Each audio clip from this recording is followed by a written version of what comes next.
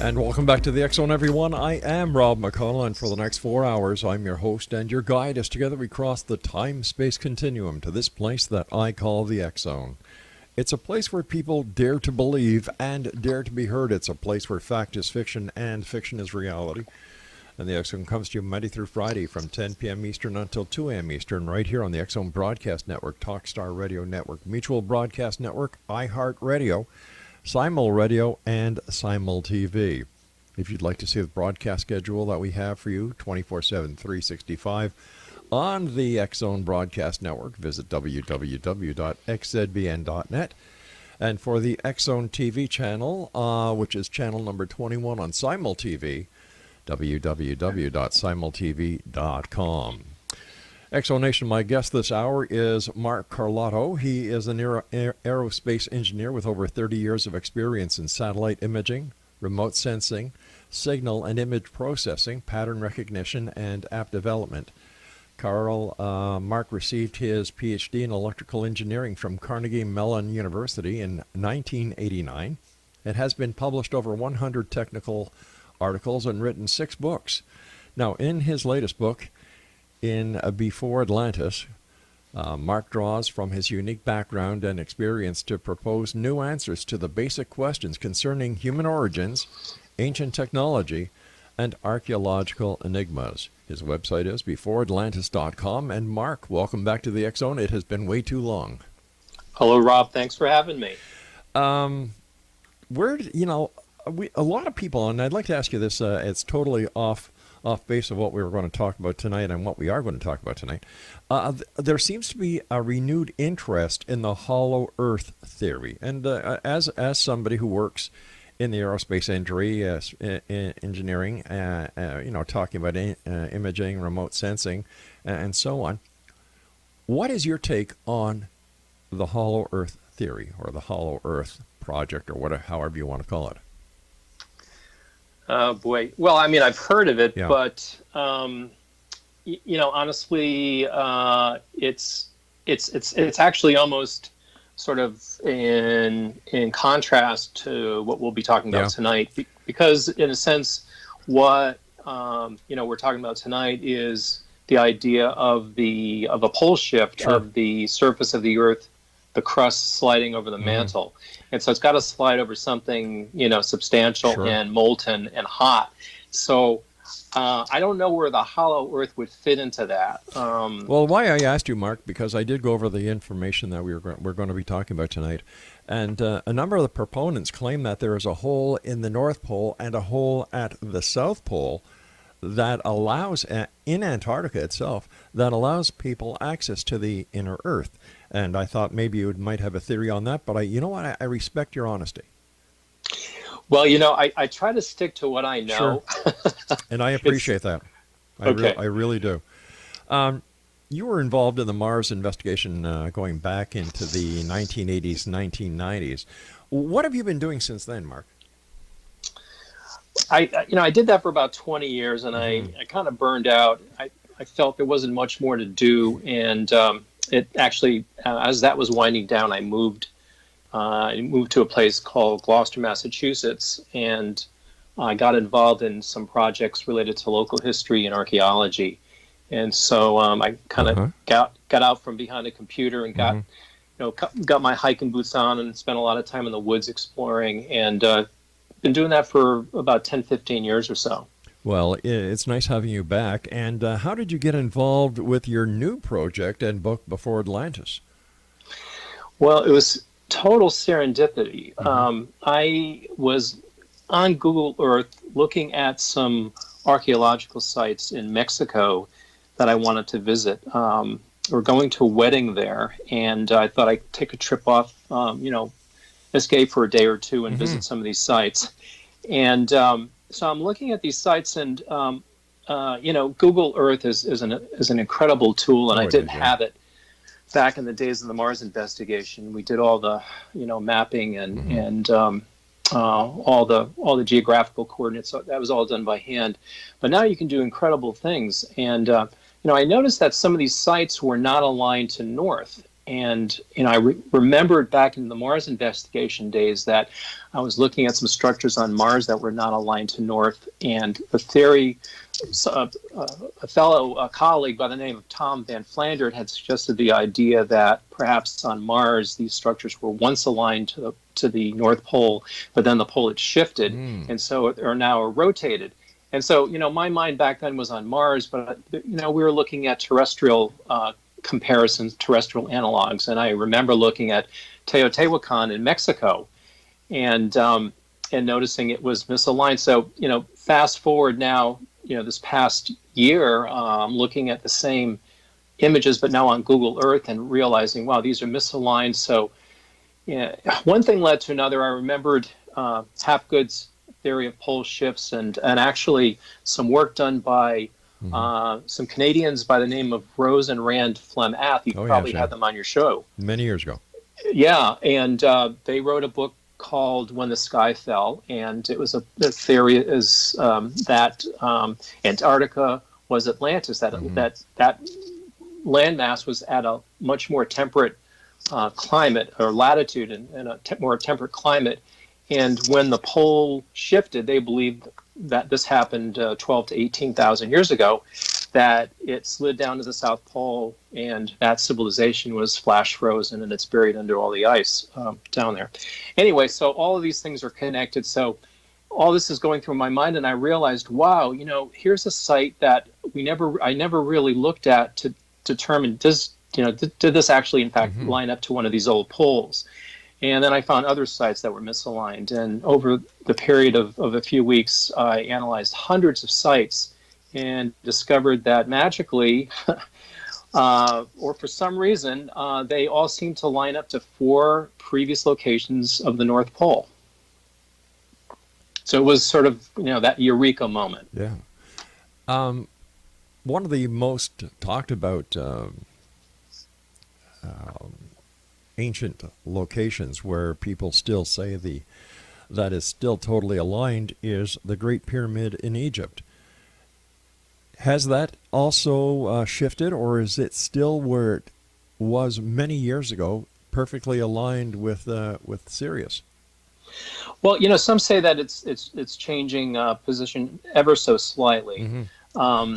There's a really interesting theory. I'm sure you're familiar with it, which is the Giza horizon correlation theory, which is that the pattern of the 3 pyramids in Giza match the 3 stars in Orion's belt. Right.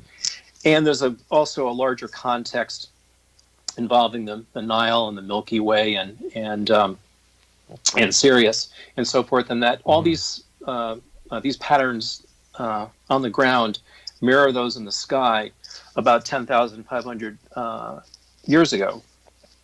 And so this date is after this last pole shift. So the last pole shift, and what Charles Hapgood had discovered, and we can get maybe into this a little bit later, sure, but not to get too far into it right now, but he discovered that there were several positions of the pole that could explain climate change, and that a previous position of the pole in Hudson Bay, north of you, could have been the cause of the Wisconsin glaciation when this giant ice sheet covered Canada and North America, back prior to 12,000 years ago or so. And so when the pole shifted from Hudson Bay to the current North Pole, the glaciers moved north and so forth.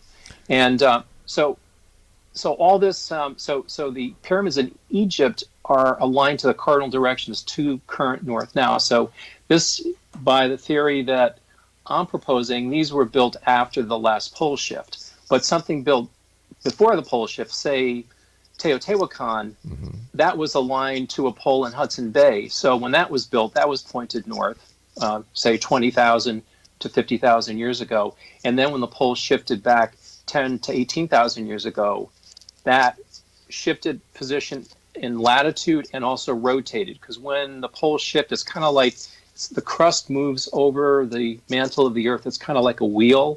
And so some points shift laterally, Others, if you're at the axle of that rotation, they just kind of rotate. But, Teotihuacan both shifted and rotated. So after that happened, sometime after that, the Egyptians, by this theory, that I'm proposing, they built the structures in Egypt, and so they are aligned and have remained aligned. All right, Mark, we've got to take pole. a break. Please stand by. Exonation, Dr. Mark Carlotto is our special guest this hour. www.beforeatlantis.com. We'll be back on the other side of this break as we continue here in the X Zone from our broadcast center and studios in Hamilton, Ontario, Canada. I'm Rob McConnell. Don't go away.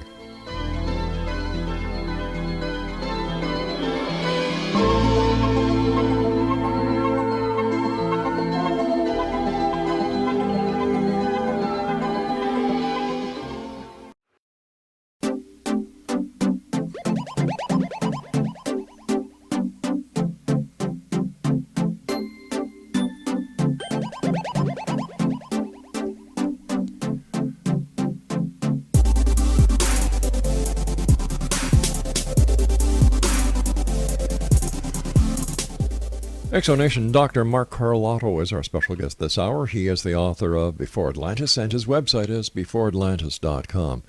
Now, Mark, when we're talking about a polar shift, does this polar shift also affect the electromagnetic field?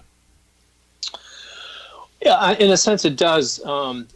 Currently, with the Earth aligned as it is, the magnetic pole does move slowly. That's the reason why a compass doesn't face geographic north, but the magnetic declination, when you read a compass, has to be taken into account so you can determine true north from the magnetic reading. And this changes over time. And the idea is that when the geographic pole shifts, everything shifts with that.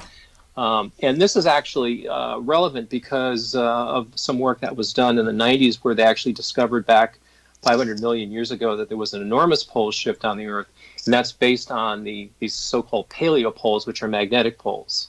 So the two are kind of linked together.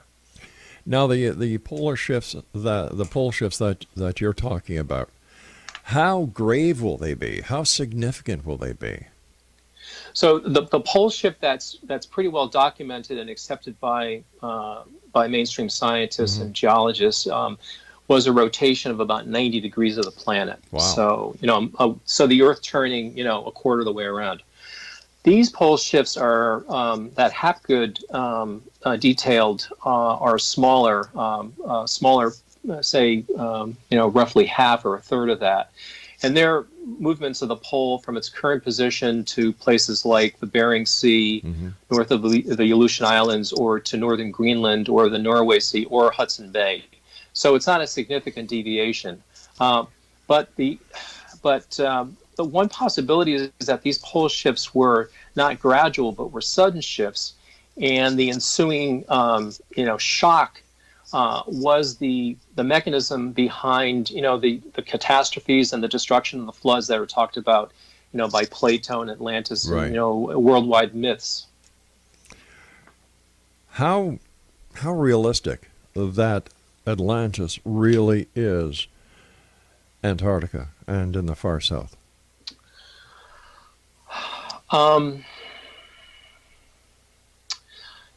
I don't, it's possible that there is something under the South Pole in Antarctica. It's likely, if that was a temperate landmass, that there is something to be found there.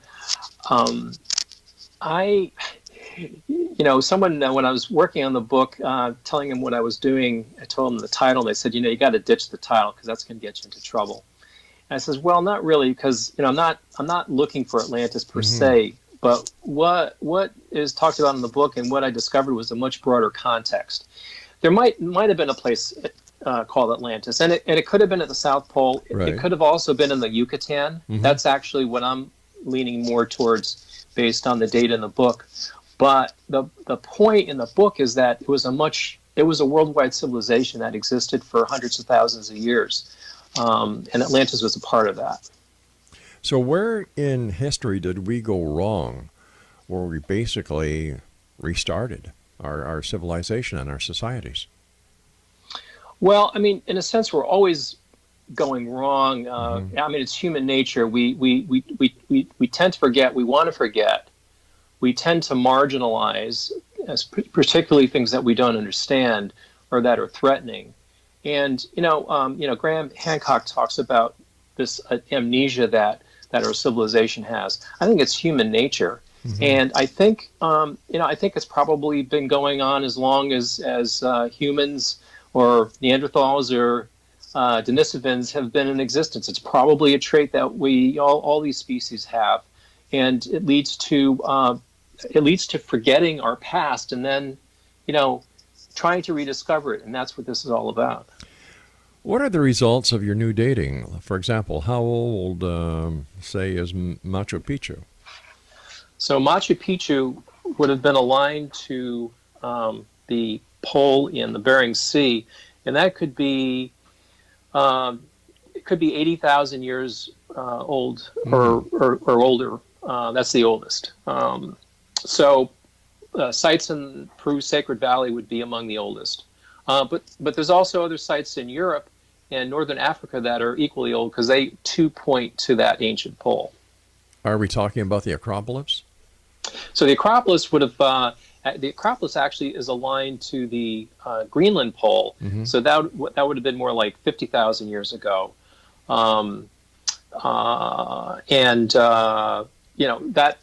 That of course, raises the question, or some people would say, well, are you saying that the Acropolis itself is 50,000 years old? The basic idea that I'm proposing is that the original site was established at that time, and that over time it was expanded, rebuilt, keeping that orientation. So perhaps the Acropolis, that structure is 50,000 years old, but the Parthenon is more recent. Actually, it was built on an earlier Parthenon. So there's many cases, and I talk about this in the book of these structures built on top of older structures. Temple of Jupiter at Baalbek in Lebanon is another example. So these exist throughout the world. How did the ancients know so much without the technology that we have today? I mean, who knows what they knew? Exactly. Like how did they know how to align themselves with the poles at the time?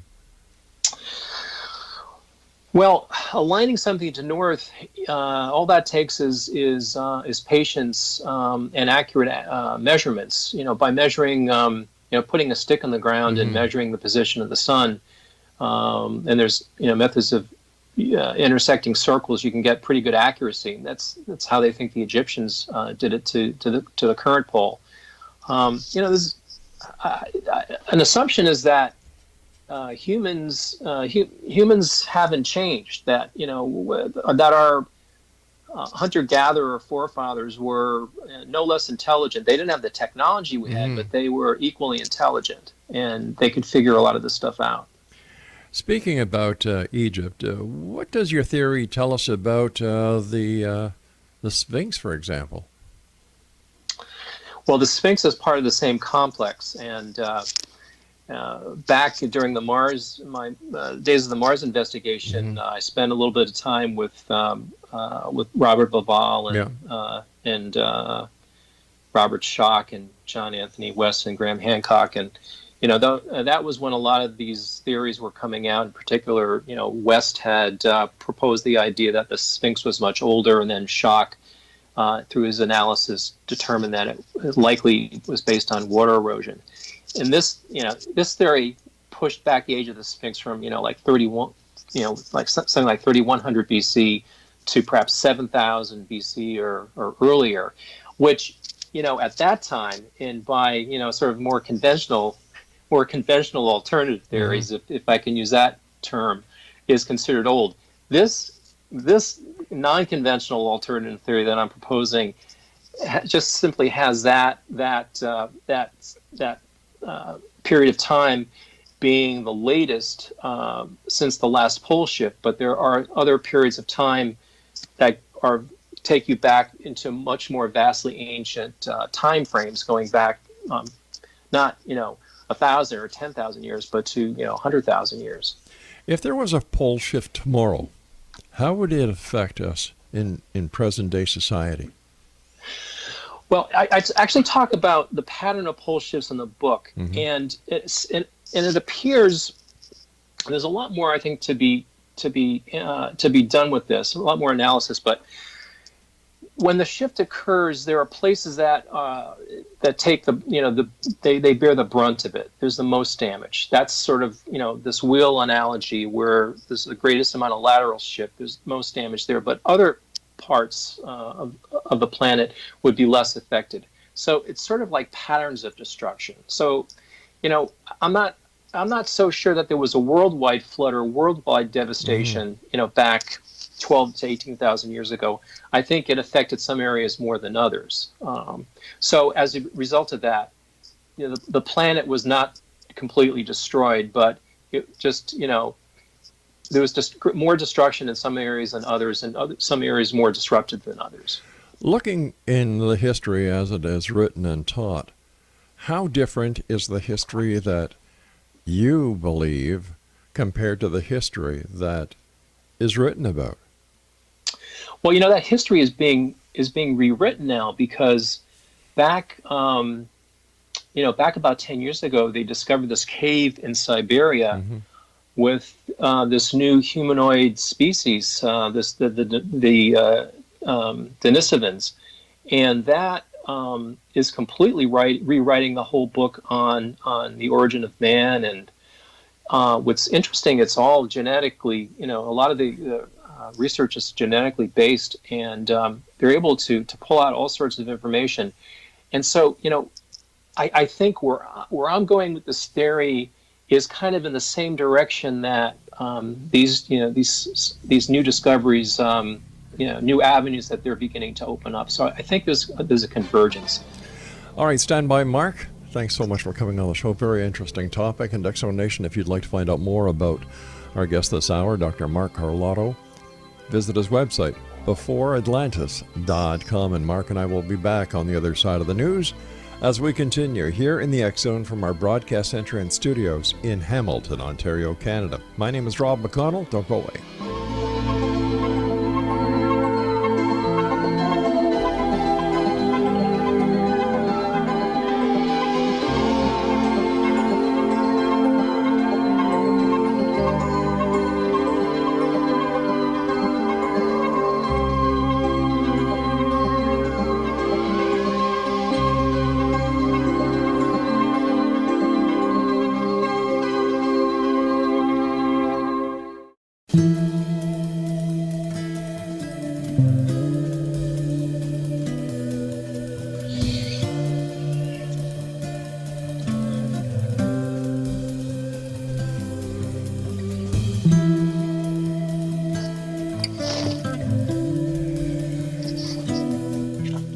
Let's see, only 14 more days. No, not 14. Can't be 14. Craig, what is it, 20 days before Christmas?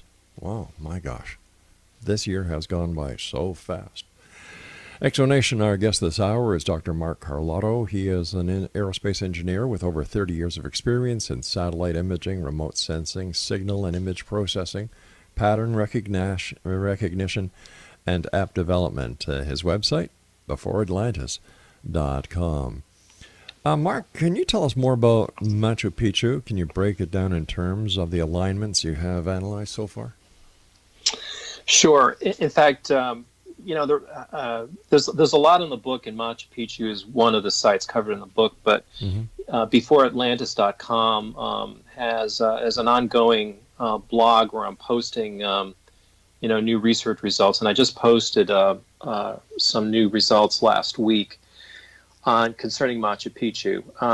The original revelation with Machu Picchu was like Ollantaytambo and Sacsayhuaman and Cuzco.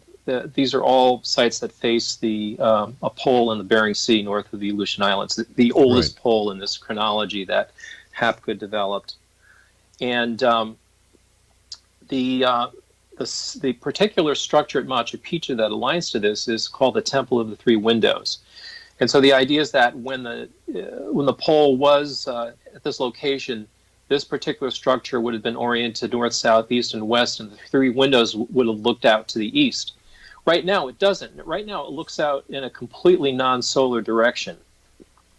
And what's interesting is that that site is consists of several parts. The parts that that are thought to be the residences face mostly to the east, and are thought to have been involved in some kind of solar alignments, at least solar observations. But the older structures, the Temple of the Three Windows and the Intihuatana, this is the so-called hitching post of the sun, these do not align in any way to the current sunrise directions, solstices or anything like that. But back, 80, 90,000 years ago, they would have aligned to east. And the Intihuatana is particularly interesting because it shows evidence of being modified over the course of time as the poles shifted. It turns out that Machu Picchu was in one of those places on the planet that did not suffer serious damage.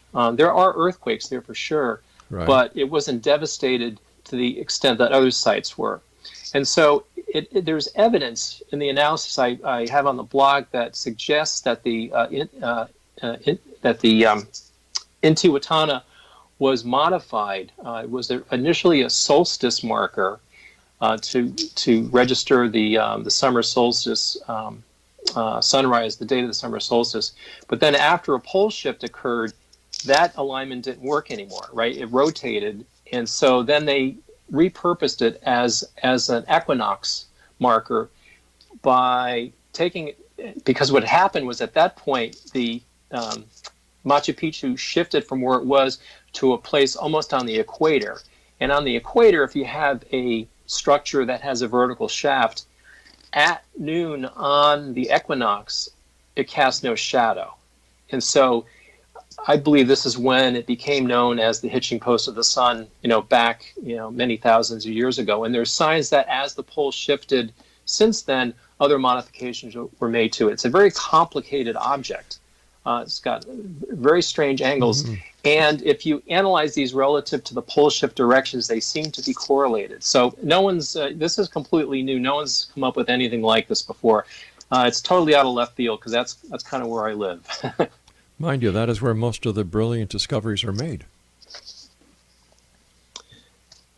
Right? Well, brilliance and insanity, right? They kind of there's a fine line between the two of them. All right, point well taken. What do you think the main purpose for these archaeological treasures were?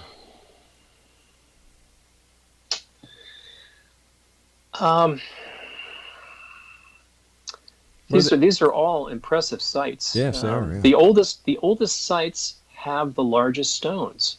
The stones that we can't figure out how they were quarried, transported, shaped, fitted, erected. It's not just the Sacred Valley in Peru, but the other structures, other enormous structures, are like at Baalbek. These are 1,000+ ton stones that have been quarried, partially quarried. There's indications that there's even more stones underground that are buried. These were obviously sites that had important symbolic significance, ceremonial significance. Perhaps look at the grand buildings in our civilization. You look at the obelisk, the Washington Monument. Yes. It's an important symbolic structure, subject to certainly a lot of controversy, but if there's an esoteric meaning and all that to it, but certainly symbolizes greatness and power and strength. And so, I think these sites had they were built with the same mentality. They were built by humans, and like I said, I don't think humans have changed. I think we've always been the same. Just the technology has been different. All right, but if we're looking at these magnificent structures around the world, do we see similarities that would suggest that there was communication over the great and vast distances that these archaeological wonderments are actually found. For example, Peru, the Machu Picchu, to the Great Pyramids, to the Acropolis. There has to be something here that connected all these different locations. Any ideas on what they were? Or what they are, I should say. Well, yeah, others have noticed similarities in construction techniques, in shapes of some of these monoliths, of like protruding stubs of special cutouts for putting in metallic structures to join them together. It's not the area that I specifically pursued in before Atlantis, but others have found similarities in construction techniques and materials used. They always tend to, if available, use the hardest, most durable stones. Others have found similarities based on iconography, and that's been probably subject to the greatest amount of criticism. Because you start getting, it starts to become very subjective, and I think what's appealing about the approach I've taken is it's totally based on geometry and math, and so I found these correlations. The correlations exist. Anyone can go to Google Earth and draw lines and show and see that these points converge to these pole locations, that these were points of alignment. And then the fact that they're correlated with these previously identified poles that were derived based on climate change analysis. In other words, Hapgood, believe that this pole in the in Alaska explained the fact that North America was cold, but Europe was warm at the time. So that's I'm trying to stay. I think what I'm trying to say is that the analysis that I've been pursuing is more quantitative. So there's less subjectivity. It's no less valid. I mean, these are all valid ways of analyzing the similarities. And to your point, I agree that there are many similarities between these structures, between structures across the world. And mainstream science has no answer for that, and that's why I think this is a very exciting area, because you see constantly people sharing photos and discoveries on Facebook, and it's like there's just so much excitement. It's really gratifying to be a part of it. What do we hope to learn from your discoveries, and how will it affect us in the future? So I think I'm hoping that someone that has the ability and the means might decide to, say, do some deep excavations. Right. Because that's, if these sites, if, say, the Parthenon or the Acropolis is 50,000 years old, if you keep digging under, you keep going down, you should find something else. There should be more stuff there. And so that's the only way this hypothesis will get advanced to a theory, is to actually have some independent means of verifying it. So I think excavations. This actually had started back in the early 1900s. There was a mineralogist by the name of William Niven who did a lot of research in the Valley of Mexico, and he did stratigraphic analysis of hundreds of clay pits, and he came to the conclusion that there was a broad cataclysm that occurred in Mexico tens of thousands of years ago, and this actually correlates to much of what I describe in the book, and it's in the book. All right, Mark, I hate to do this, buddy, but we've got to take our final break for this hour. Sure. Exonation, Dr. Mark Carlotto is our special guest this hour. www.beforeatlantis.com, and Mark and I will be back as we wrap up this hour here in the X Zone from our broadcast center and studios in Hamilton, Ontario, Canada. I'm Rob McConnell. Don't go away.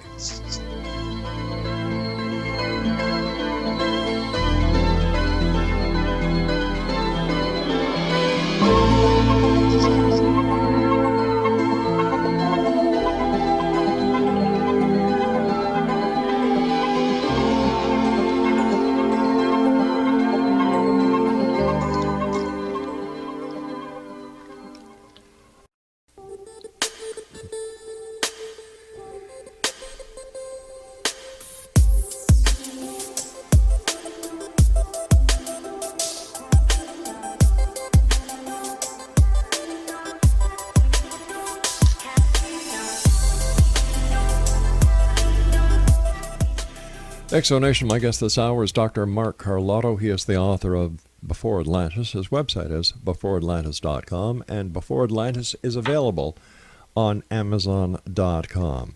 First of all, Mark, thank you so much for joining us. Congratulations on an exciting book with some, this is truly amazing, and it's going to be a lot of food for thought for a lot of people. But do you think there are going to be more sites that are going to be found that will be able to be applied to your hypothesis? I think so. Actually, I at first I thought I'd finish the book and then do something else, and as it turned, and then someone asked me, well, what are you going to do next? And it's like, well, I'm kind of still working on this. What I've actually discovered over the last few weeks is that there's a very interesting site up in Siberia. Over in Siberia. I guess it's up, it could be over, depending on how you go. That goes back to 700 AD. They think it was constructed. It's called Porbagian. And this is a new site that's not in the book that appears to be aligned to one of the ancient poles. And it's a very mysterious site. There was an intensive Russian-led excavation back about 10 years ago. And they excavated about a third of the site. And they still don't really understand why the site was built. It's in a place it's actually built on a permafrost island in the middle of a shallow lake in southern Siberia.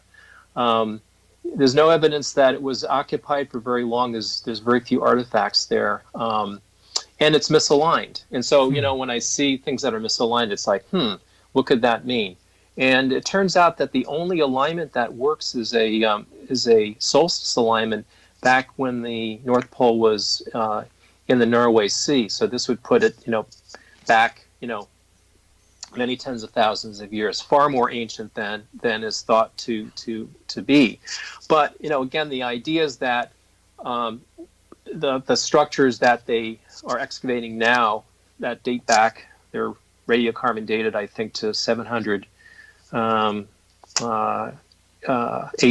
or CE, are just, the latest structures on the site. And then the site was, my contention is that the site would have been or could have been established, many tens of thousands of years ago. And then over time, other civilizations, co-opted it, built over it, maintaining the site, the alignment, and so forth.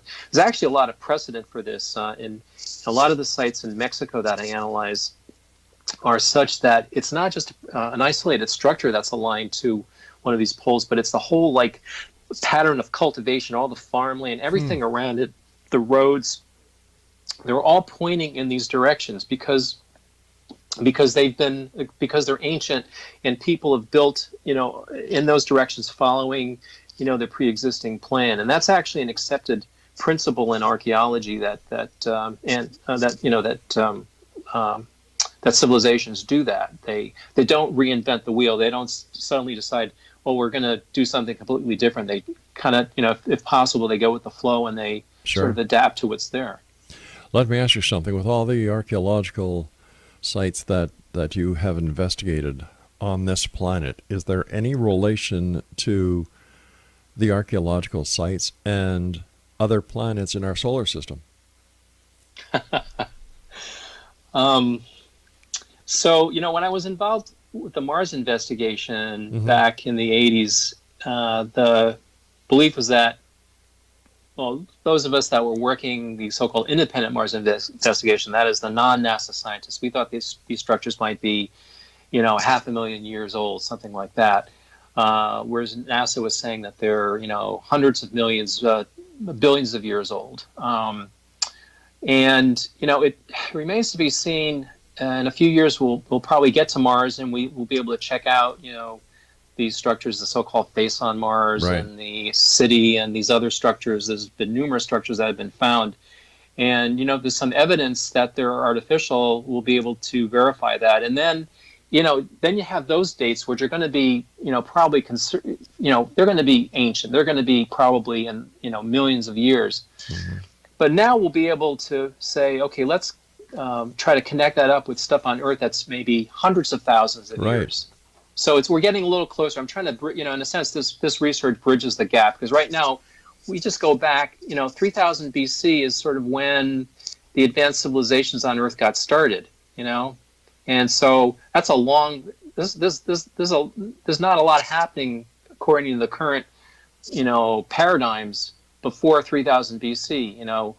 From the time we were hunter-gatherers, we became farmers around 10,000 BC, and there's a lot of mystery, on how that happened. And so, in pushing back these time frames, we're getting closer, and maybe one day we'll be able to connect it all up. I mean, it is all one equation. I mean, everything's got to add up.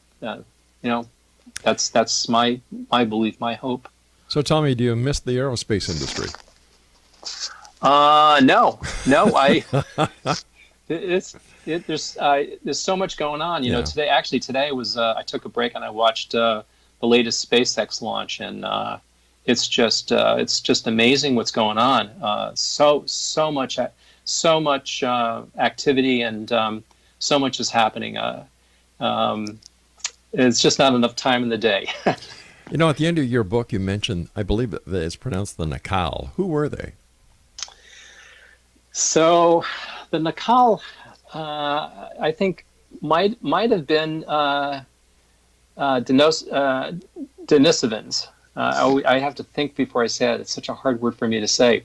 The Denisovans are this latest discovery in Siberia. They're sort of a parallel lineage with the Neanderthals that sort of split off from the human evolutionary tree back around half a million years ago. And so in the book, I talk about this worldwide civilization, before Atlantis, that existed in all these places. I use a term that some ethnologists back in the 1800s used, and they called these people the Nakal, or the Mayaks. This was Mayanism was a really bad word to use to call these people Mayanists. They believe these are people like Churchward and Augustus Leplugion and others who they had reputations, but then when they started studying the Mayan runes, they came up with all sorts of interpretations that were just way outside the box.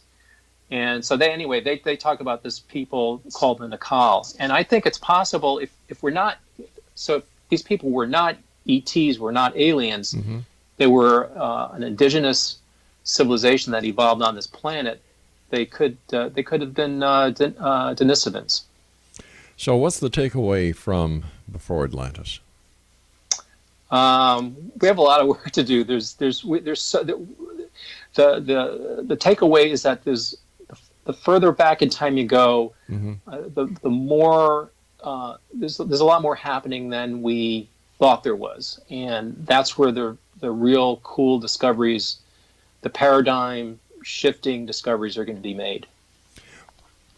What was the ultimate aha moment that you felt when you were writing Before Atlantis? So it was back when when it occurred to me that these I was looking at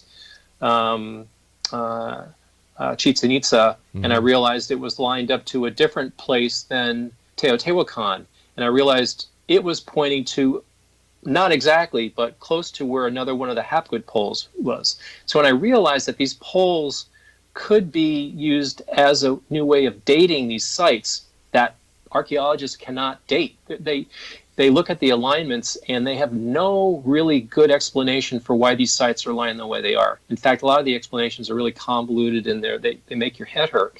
Wow.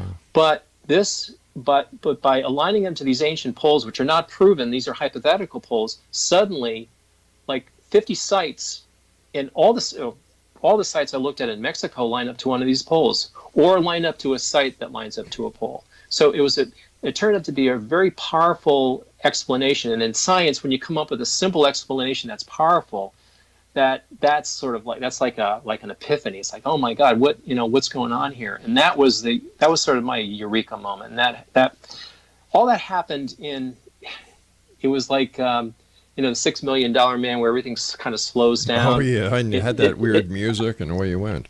It was like an infinite amount of time, but I think it really took place in a few seconds that this realization occurred to me. And so, yeah, it happened quickly, but there was a lot of work to be done after realizing that.